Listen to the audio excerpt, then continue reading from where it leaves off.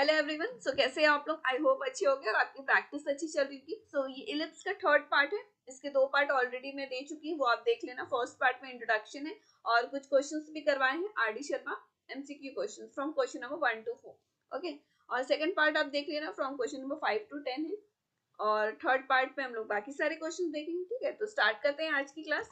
सो सबसे पहले इलिप्स का आप डेफिनेशन देख लो। These are the thing I have already discussed in the introduction video, वो आप वो देख लेना। There is a link in the description और अदरवाइज मैं आई बटन पे आपको दे दूंगी।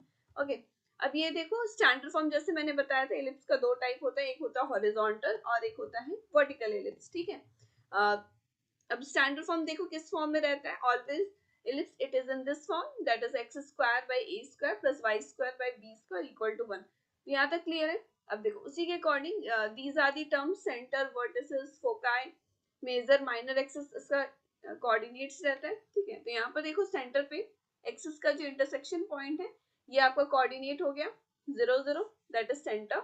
वर्टिसेस क्या है? A B C D, these are the vertices. Vertices आपको क्लियर हो रहा है, the intersection point of the axis and the curve. तो उसी के अकॉर्डिंग हम लोग कोऑर्डिनेट्स लिख दिए। और फोकाई आप देख रहे हो दो फोकस रहता है, तो इसका ये कोऑर्डिनेट हो गया। मेजर क्या है? देखो A B is greater than C D है हॉरिजॉन्टल इलिप्स में, तो ए बी हो गया आपका मेजर एक्सिस, माइनर एक्सिस हो गया सी डी जो छोटा वाला है।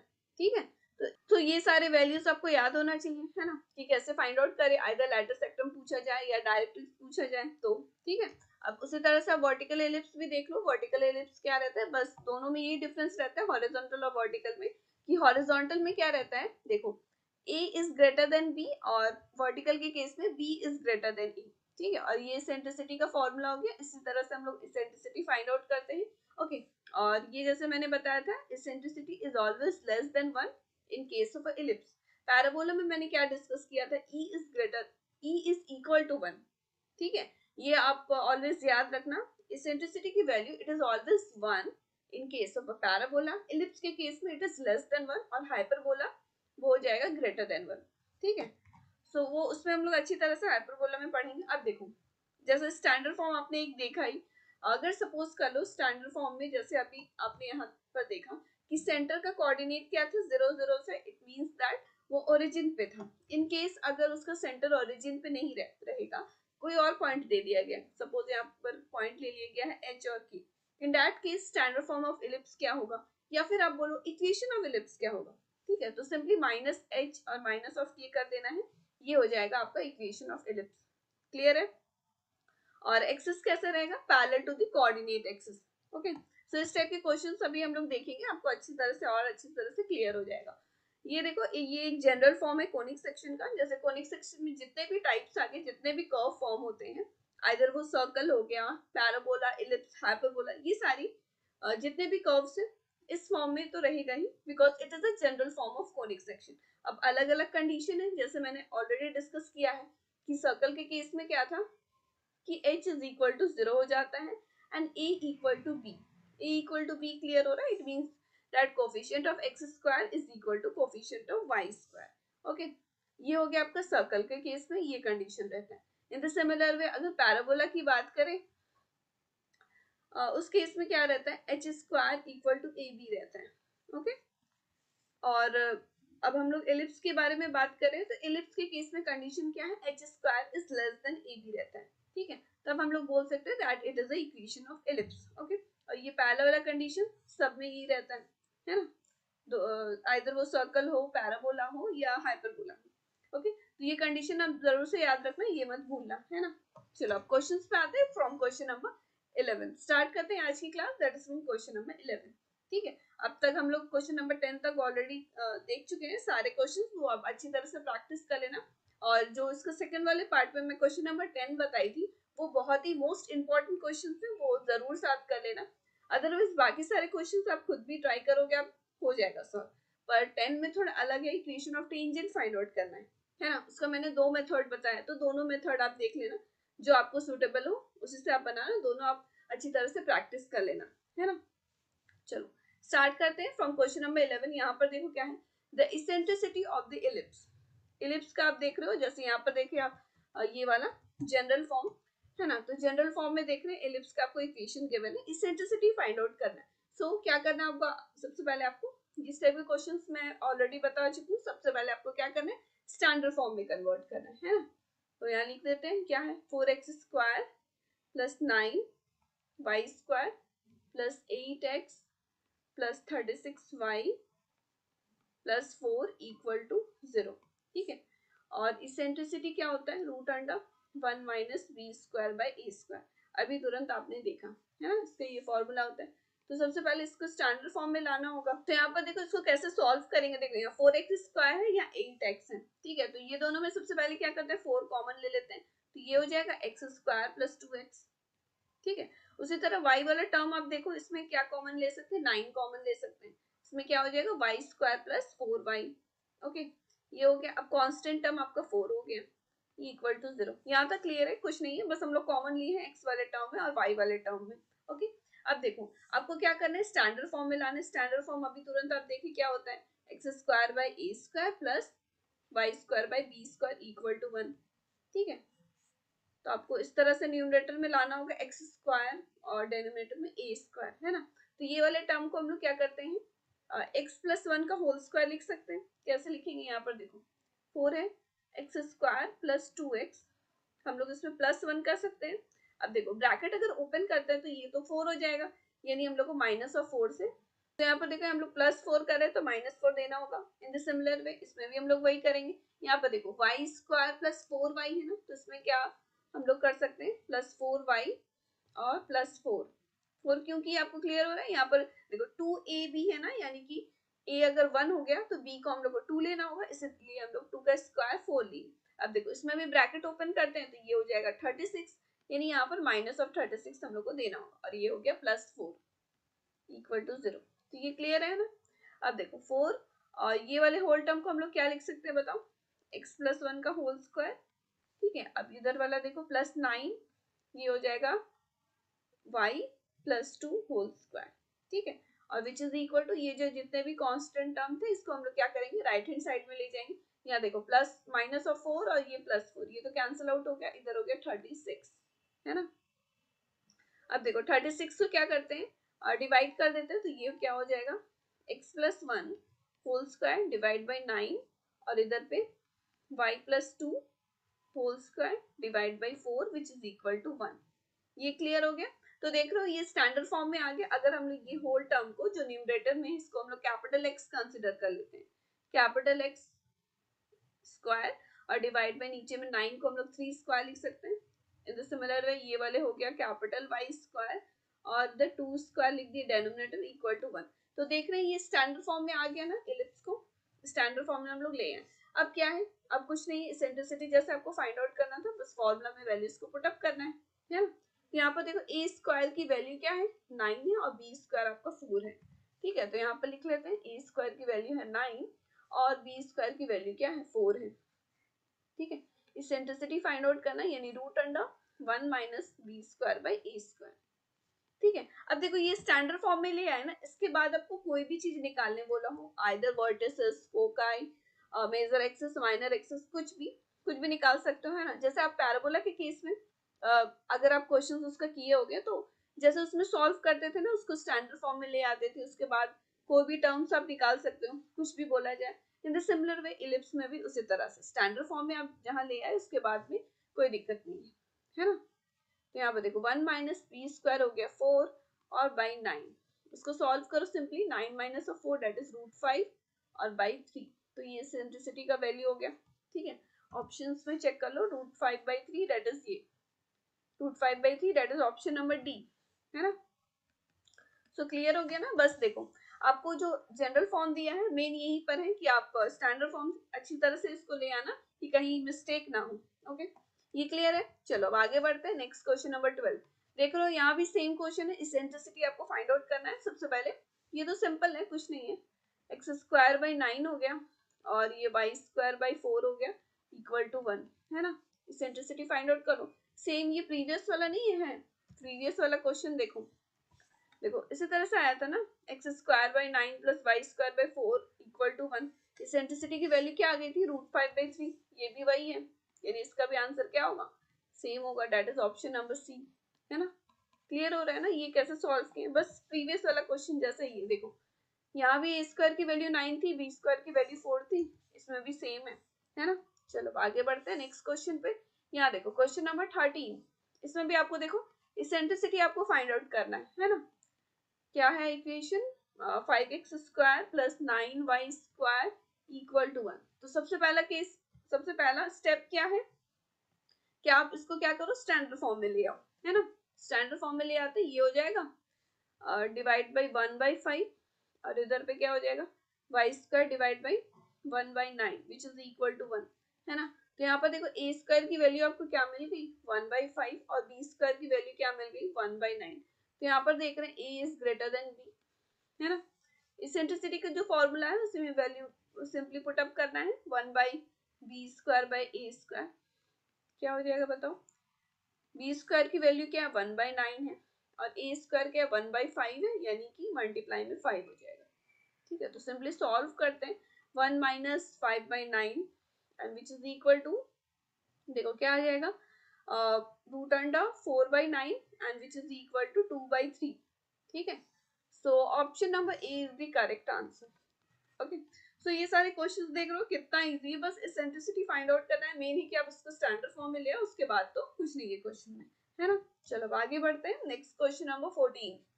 यहाँ पर देखो क्या फॉर द एलिप्स, देखो अगेन क्या है, एलिप्स का आपको इक्वेशन गिवन है और आपको ऑप्शंस दिया गया है। देखो इसेंट्रिसिटी है, फोकाई है, फोकस दिया हुआ है, लैटिस रेक्टम है, डायरेक्ट्रिक्स की वैल्यू दी गई है ना। तो हम लोग निकाल के देख लेते हैं सारे वैल्यूज, जो आपका सही होगा वो आंसर हो जाएगा, है ना। तो देखो क्या है X square plus 4y square which is equal to 9। Standard form में ले आते हैं, 9 से हम लोग डिवाइड कर लेते हैं, तो ये हो जाएगा एक्स स्क्वायर बाई 9, और इधर पे वाई स्क्वायर बाई 9/4 लिख सकते हैं इक्वल टू 1। ये ऐसा क्यों लिख रहे हैं आपको क्लियर हो रहा है, ये वाई स्क्वायर के डेनोमिनेटर बिकॉज हम लोग स्टैंडर्ड फॉर्म में ले आ रहे हैं, है ना। जिसमें आपको ए स्क्वायर की वैल्यू क्या मिल गई 9, और बी स्क्वायर की वैल्यू क्या मिल गई 9/4। ठीक है, तो ये हो गया। अब देखो सबसे पहला वाला देखो ऑप्शन में क्या इसेंट्रिसिटी दिया गया 1/2, तो इसी को चेक कर लेते हैं। सबसे पहले इसेंट्रिसिटी हम लोग फाइंड आउट कर लेते हैं, क्या होता है 1 minus B square by A square. ठीक है, तो यहाँ पर देखते हैं, देखो 9/4 है और ए स्क्वायर की वैल्यू 9 है, डिवाइड बाई 9 करेंगे तो इंटू 1/9 होगा। ठीक है, तो ये कैंसिल आउट हो गया, और इधर पे क्या आ जाएगा 1 माइनस 1/4। ठीक है, सो 4 माइनस 1 किया तो ये हो गया √3/2। सो ये आ गया आपका इसेंट्रिसिटी की वैल्यू। यहाँ पर देखो 1/2 है, यानी ऑप्शन नंबर ए तो आपका इनकरेक्ट होगा। इन द सिमिलर वे हम लोग फोकस भी चेक कर लेते हैं। ठीक है, तो यहाँ पर देखो फोकस निकालना है आपको।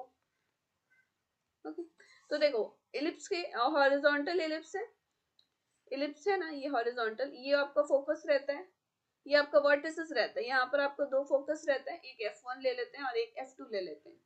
ठीक है, तो इसकी वैल्यू क्या रहती है, इसकी कोऑर्डिनेट क्या रहती है आप बताओ। इस तरह से रहता है ना, AE0, ये F2 का हो गया, और F1 का हो गया माइनस ऑफ AE0, है ना। तो AE0 ये रहता है। ओके, सो E की वैल्यू तो अभी तुरंत आप फाइंड आउट किए हो, A भी आपको यहाँ से पता है। A की वैल्यू यहाँ से क्या निकल जाएगी बताओ, A इक्वल टू 3 आ जाएगा, और E की वैल्यू क्या है √3/2। हम लोग सिंपली ये वैल्यूज को यहाँ पुट अप करते हैं। ठीक है, तो A की वैल्यू यहाँ आप क्या निकाले हो 3, और E हो गया आपका √3/2।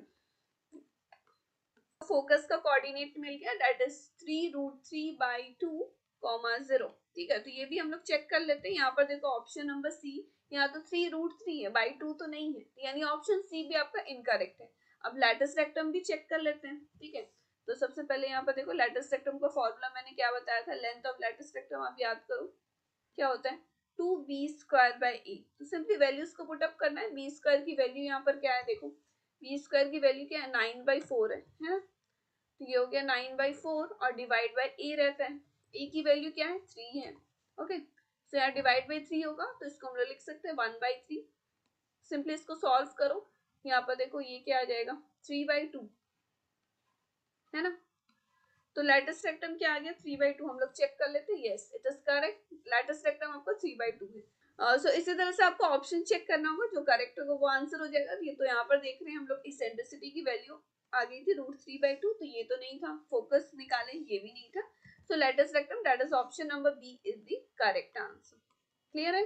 अब चलो आगे बढ़ते हैं नेक्स्ट। तो नेक्स्ट क्वेश्चन नंबर 15 ये देखते हैं। यहाँ पर देखो क्या है, if the latus rectum of the ellipse, ठीक है, if the latest rectum of the ellipse is 1/2 of its minor axis, okay तो यहाँ पर एक कंडीशन दिया गया है।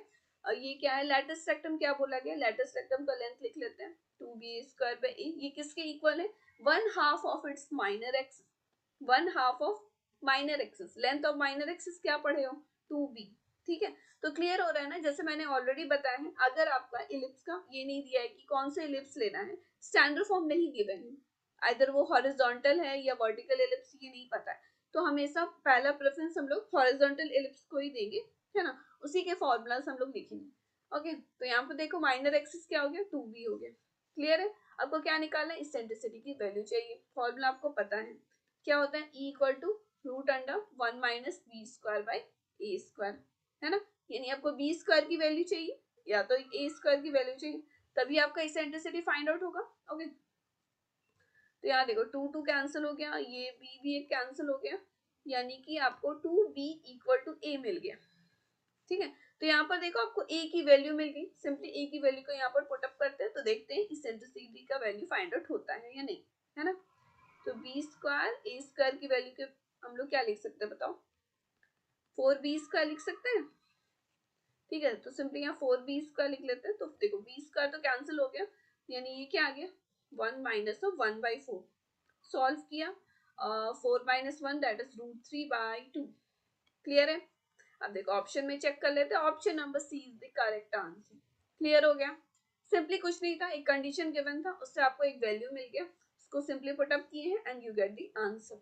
ओके तो ये सारे जितने भी अभी तक हम लोग क्वेश्चन देखे बहुत ही इजी था, बस आपको फॉर्मूलाज याद रखना है ना। चलो आगे बढ़ते हैं नेक्स्ट क्वेश्चन पे, क्वेश्चन नंबर 16, ठीक है। यहाँ पर क्वेश्चन ये ध्यान से देखो आप, N ellipse has its centre, देखो अभी तक हम लोग जैसे मैंने बताया था कि स्टैंडर्ड फॉर्म जितने भी अभी तक हम लोग क्वेश्चंस देखे, ऑलवेज क्या देखें कि जो सेंटर था it is always at the origin, उसका कोऑर्डिनेट 0 0 था। अब दे दिया गया सेंटर ओरिजिन पे नहीं है, इसका कुछ पॉइंट है, कुछ कोऑर्डिनेट्स गिवन है कि सेंटर यहाँ पर है ना 1 माइनस 1, और आपका सेमी मेजर एक्सिस गिवन है क्या 8, okay and it passes through, ellipse बोल दिया गया है, it passes through the point, इस पॉइंट से पास हो रहा है, इक्वेशन ऑफ इलिप्स आपको फाइंड आउट करना है ना। तो देखो सो मैंने आपको अभी तुरंत आपको जैसे एक बताया था कि अगर सेंटर कोई का पॉइंट्स दे दिया गया, ऑन दैट केस आपका इक्वेशन इलिप्स क्या होता है, ठीक है। तो यहाँ पर देखो सपोज कोई पॉइंट है एच के, ओके तो सेंटर इलिप्स उस केस में क्या हो जाता है, x minus of h whole square by a² रहता है, यानी जो भी आपका कोऑर्डिनेट रहेगा उसको सिंपली माइनस कर देना है, ठीक है, और y minus of k whole square divide by b² which is equal to 1, ठीक है। यहाँ तक क्लियर है? अब देखो इन द सिमिलर वे ये वाले क्वेश्चन में भी क्या बोला गया है, 1 और -1 दिया है ना कोऑर्डिनेट सेंटर का, तो हम लोग क्या करते हैं, सिर्फ h और k का तो वैल्यू पता है, तो इक्वेशन इलिप्स क्या हो जाएगा, x minus of 1 whole square divide by a² और प्लस y माइनस ऑफ, यहाँ पर देखो 1 माइनस 1 है ना, k की वैल्यू क्या है -1 है यहाँ, यानी कि यहाँ +1 होल स्क्वायर हो जाएगा divide by b² equal to 1। आपको क्या करना है, equation of ellipse find out करना है, ठीक है। तो यहाँ पर देखो x माइनस 1 होल स्क्वायर, आपका ऑप्शन नंबर सी हो सकता है, और क्या हो सकता है, ऑप्शन नंबर सी या फिर ऑप्शन नंबर बी हो सकता है, न्यूमरेटर में यही वाला है। अब देखो हम लोग को डेनोमिनेटर की भी तो वैल्यू चाहिए होगी ए और बी की, ये कैसे फाइंड आउट होगा, देखो और तो यहाँ पर देखो और एक क्या वैल्यू दिया गया है, सेमी मेजर एक्सिस। ये सेमी मेजर एक्सिस क्या हुआ है, क्या होता है, तो देखो आप लोग मेजर एक्सिस के बारे में आपको क्लियर है, क्या होता है, length of major axis 2a होता है ना, 2a होता है लेंथ ऑफ मेजर एक्सिस,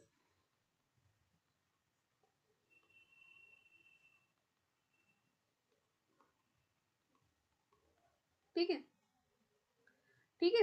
अब देखो यहाँ पर सेमी मेजर एक्सिस दिया हुआ है ना, यानी सेमी मतलब कि डिवाइड बाय 2, ठीक है। यहाँ पर देखो, यहाँ पर मैं लिख देती हूँ दोबारा, सेमी मेजर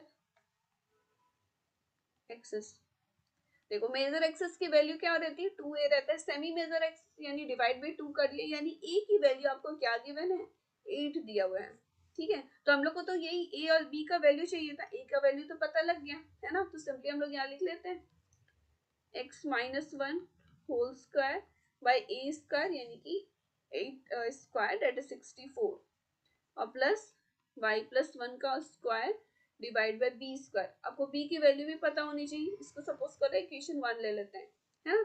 तो यानी कि ऑप्शन नंबर बी ही आपका करेक्ट आंसर होगा। तो यहाँ देख रहे हैं ना x माइनस 1 होल स्क्वायर है डिवाइड बाय 64 और यहाँ पर y plus 1 whole square divide by b square.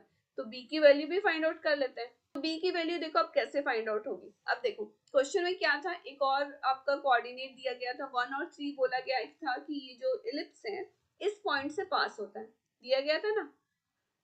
1 और 3 कोऑर्डिनेट से पास होता है। इट मींस दैट सो यहाँ पर जैसे दिया गया है that ellipse it passes through the point 1 3। It means that the given point satisfy the equation of the ellipse, है ना। तो x और y की वैल्यू हम लोग क्या करते हैं 1 और 3 पुट अप करते हैं और उससे आपका b की वैल्यू मिल जाएगी। ठीक है, तो यहाँ पर लिख लेते हैं। देखो पॉइंट क्या गिवन है 1 3। तो यहाँ पर देखो ये पॉइंट गिवन है। It means that the given coordinate satisfy the equation of the ellipse. ठीक है, satisfy the equation of ellipse, है ना। तो इससे आपको b की वैल्यू मिल जाएगी। तो 1 और 3 हम लोग क्या करते हैं, सिंपली ये जो आपको इक्वेशन 1 है यहाँ पुट अप करते हैं। तो देखो यहाँ 1 माइनस 1 ये तो 0 हो गया होल टर्म, है ना। तो ये 0 हो गया और प्लस y की जगह में आप 3 पुट अप करो। 3 प्लस 1 का होल स्क्वायर हो गया यहाँ पर इस तरह से 3 प्लस 1 का होल स्क्वायर और नीचे में क्या है b स्क्वायर है and which is equal to यहाँ पर क्या है देखो 1 है। ठीक है, तो उसको सिंपली सॉल्व करना है। तो ये हो गया आपका 4 square which is equal to b square, यानी कि b स्क्वायर की वैल्यू क्या मिल गई 16। ठीक है, तो from equation 1 equation of ellipse आपका क्या आ गया था x माइनस 1 का होल स्क्वायर डिवाइड बाई 64 और plus y plus 1 whole square divide by 16 and which is equal to 1। Okay, so ये आपका हो गया इक्वेशन ऑफ इलिप्स। क्लियर है। So option number B is the correct answer, है ना। देखो इसमें क्या बोला गया था कि एक इलिप्स का सेंटर का पॉइंट दे दिया गया था। जैसे मैंने ये फॉर्मूला ऑलरेडी पहले डिस्कस किया हुआ है। तो सिंपली हम लोग क्या किए, सेंटर के कोऑर्डिनेट को माइनस कर दिए।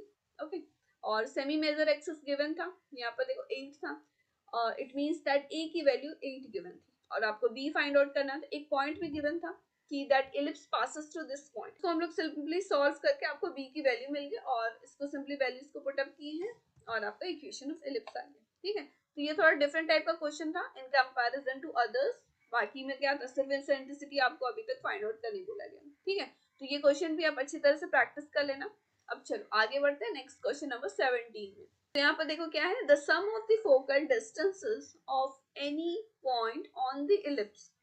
देखो आपको इलिप्स का एक इक्वेशन दिया हुआ है ना। इलिप्स का इक्वेशन क्या है, 9x square plus 16y square equal to 144। Standard form में सबसे पहले ले आते हैं, है ना। एक्स स्क्वायर बाई क्या हो जाएगा बताओ, 4 square plus Y square by 3 square which is equal to 1। ठीक है, तो ये स्टैंडर्ड फॉर्म में आ गया। अब देखो क्या बोला गया, sum of the focal distances of any point of the ellipse आपको फाइंड आउट करना है। ठीक है, सम ऑफ फोकल डिस्टेंस। देखो आप अगर इंट्रोडक्शन वीडियो इसका फर्स्ट पार्ट आप देखे होगा ना इलिप्स चैप्टर का, जो मैं आपको एक्सप्लेन की, इसका फर्स्ट वाला पार्ट आप देख लेना, उसमें आप already explain that sum of focal distance क्या होता है। ठीक है, तो यहाँ पर मैं लिख देती हूँ sum of focal distance it is equal to length of major axis. ठीक है, तो ये आप पॉइंट याद रखना कि कभी भी सम ऑफ फोकल डिस्टेंस पूछा जाएगा तो it is equal to the length of major axis होता है। ठीक है, तो major length of major axis तो आपको पता है कैसे निकालते हैं, 2a होता है ना। फोकल डिस्टेंस आपको क्लियर हो रहा है ये वर्ड फोकल डिस्टेंस क्या होता है। देखो इलिप्स में, देखो ये हो गया इलिप्स आपका, कोई भी एक पॉइंट ले लेते हैं, है ना। कोई भी पॉइंट है, यहाँ पे सपोज कर लो f1 f2 है। ठीक है, ये आपका फोकस हो गया। ये कोई पॉइंट ले लिया a, है ना। ये वाला डिस्टेंस हो गया af1 और ये हो गया af2। ये जो डिस्टेंस है ना कोई भी पॉइंट से, the distance of any point on an ellipse from the focus is known as focal distance. यानी कोई भी पॉइंट का फोकस से आप डिस्टेंस देखोगे ना तो उसी को बोलते हैं फोकल डिस्टेंस, है ना। तो ये देखो af1 और af2 ये हो गया आपका focal distance, af1 plus af2। ठीक है, तो यही आपको बोला गया है af1 प्लस af2 की वैल्यू क्या होगी, it is always equal to the length of major axis 2a।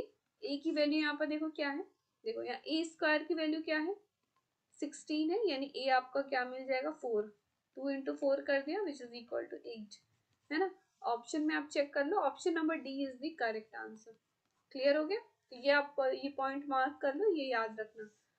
Okay और अगर फोकल डिस्टेंसेस की बात करें तो इसका आपका डिस्टेंस होता है ए प्लस ई एक्स, ये हो गया आपका F1 का, सॉरी ए F2 का, और ए F1 की बात करें तो ए माइनस ऑफ ई एक्स रहता है। इसी का अगर आप सम करोगे तो याद ई एक्स कैंसिल हो जा रहा है तो सिर्फ 2a आ गया ना, तो यही होता है सम ऑफ फोकल डिस्टेंस, और you can say sum of focal distance is equal to length of major axis. Clear हो गया। ओके सो आज यही तक रहने देते हैं, यही सारे क्वेश्चंस। अब नेक्स्ट हम लोग बाकी सारे क्वेश्चंस ये चैप्टर कंप्लीट कर देंगे इलिप्स का। And I hope you like this video. Hit the like button, press the bell icon for the notification. So subscribe मेरे चैनल और टेलीग्राम चैनल पे भी ज्वाइन हो जाओ, there is a link in the description, और अपने friend से जरूर से शेयर करो। ओके सो मिलते हैं एक नेक्स्ट वीडियो में फ्रॉम क्वेश्चन नंबर 18 से जितना भी क्वेश्चन है फ्रॉम क्वेश्चन नंबर 24 तक है, ठीक है।